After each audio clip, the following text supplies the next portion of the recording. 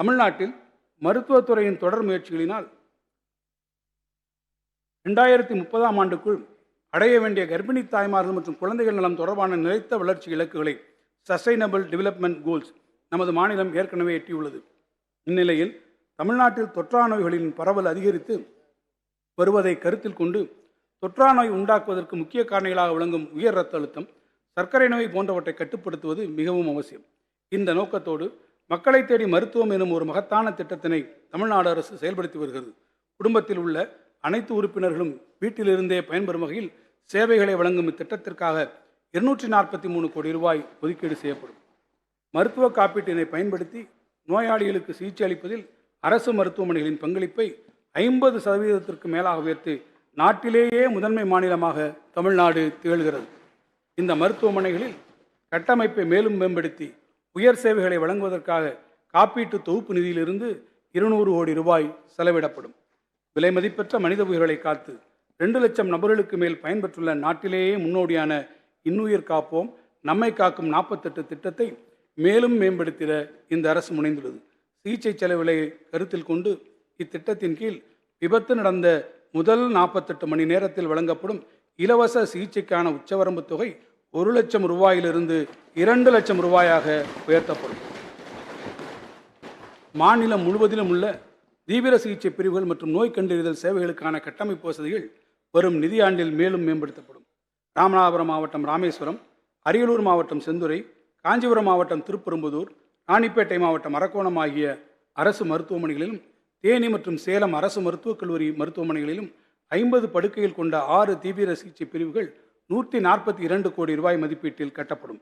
அதேபோல் ஈரோடு மாவட்டம் பெருந்துறை அரசு மருத்துவக் கல்லூரி மருத்துவமனையில் 40 கோடி ரூபாய் மதிப்பீட்டில் 100 படுக்கைகள் கொண்ட தீவிர சிகிச்சை பிரிவு கட்டப்படும்.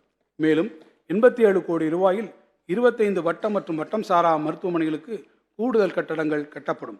சென்னையில் உள்ள தமிழ்நாடு அரசு பல் மருத்துவக் கல்லூரி மருத்துவமனையும் 64 கோடி ரூபாய் செலவில் மேம்படுத்தப்படும். புற்றுநோயால் பாதிக்கப்பட்டவர்களுக்கு உயர்தர சிகிச்சைகளை அளிப்பதோடு இந்நோயை ஆரம்ப நிலையிலேயே கண்டுபிடிப்பது புற்றுநோயால் ஏற்படும் உயிரிழப்புகளை குறைத்திட மிகவும் அவசியமாகும். இந்த வகையில் மாநிலத்தில் உள்ள பல்வேறு மருத்துவக் கல்லூரி மருத்துவமனைகளில் புற்றுநோய் சிகிச்சை துறைகளை இந்த அரசு மேம்படுத்தியுள்ளது. புற்றுநோய் பற்றிய விழிப்புணர்வை ஏற்படுத்துவது, நோய் வந்த பின் ஆரம்ப நிலையிலேயே அதனை கண்டறிவது, தகுந்த சிகிச்சை அளிப்பது மற்றும் புனர்வாழ்வு சேவைகள் அளிப்பது போன்ற பல்வேறு நோய் மேலாண்மை உத்திகளை கொண்டு ஒரு புதிய புற்றுநோய் மேலாண்மை இயக்கத்தை இந்த அரசு செயல்படுத்தும்.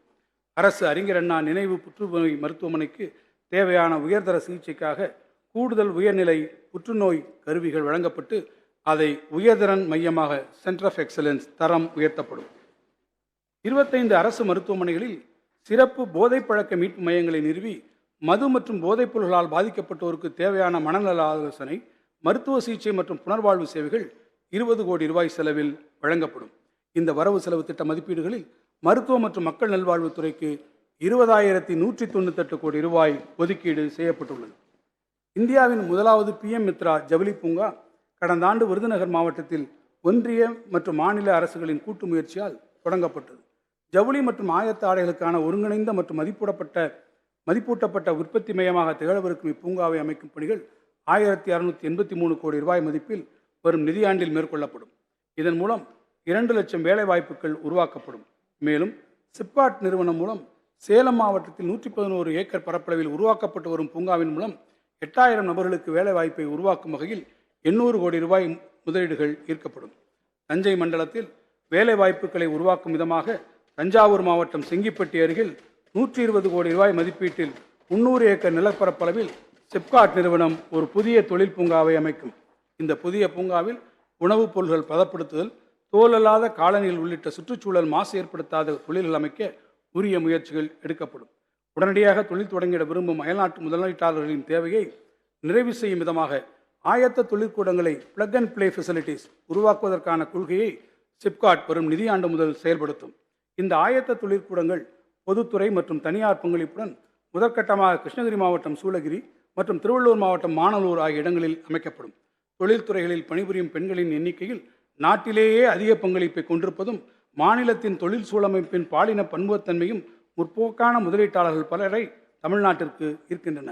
இதனை உணர்ந்து இவற்றை மேலும் உயர்த்திடவும் பெண்களுக்கு வேலைவாய்ப்புகளை அளிப்பதை மேலும் அதிகரிக்கவும் ஒரு சிறப்பு திட்டத்தை இந்த அரசு செயல்படுத்தும்.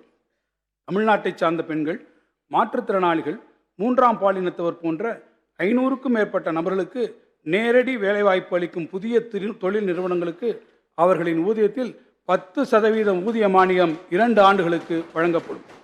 பணிபுரியும் மகளிரின் மழலை குழந்தைகளின் நலன் காத்தும் உதவும் வகையில் அனைத்து சிப்காட் தொழிற்பேட்டைகளிலும் பொதுத்துறை தனியார் பங்களிப்புடன் குழந்தைகள் காப்பகங்கள் தொடங்கப்படும்.